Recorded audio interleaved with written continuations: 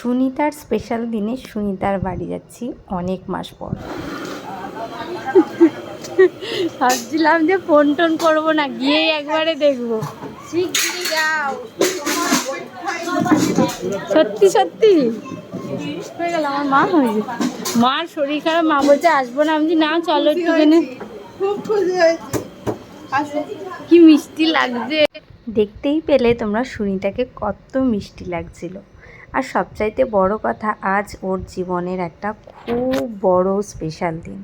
আর special দিনটা কি সেটা আশা করি তোমরা বুঝতে পেরেই গেছো।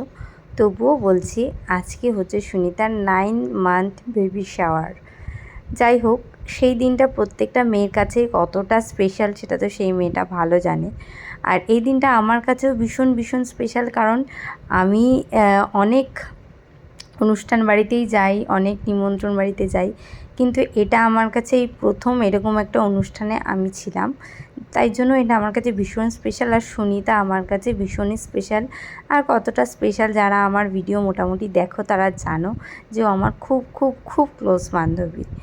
যাই হোক, ওর সাথে আলাপটা আমার খুব কম বছরের, কিন্তু বন্ধুত্বটা খুব স্পেশাল।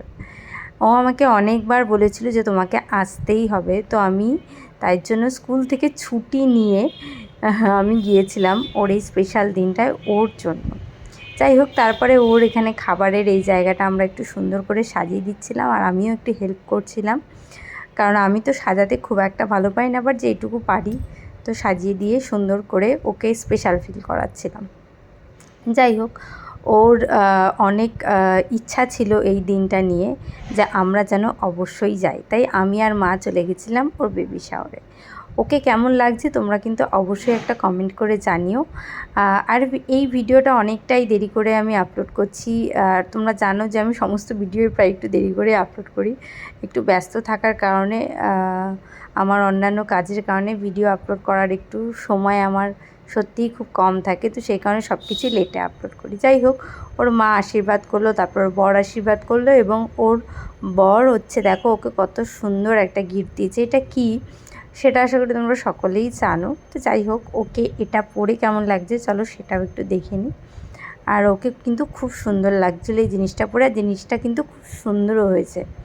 তারপরে আমি আর মা খেতে বসে পড়েছিলাম, আর খাবারে ছিল অনেক অনেক অনেক আইটেম, তার মধ্যে বেশিরভাগ আইটেমই আমি খাইনি।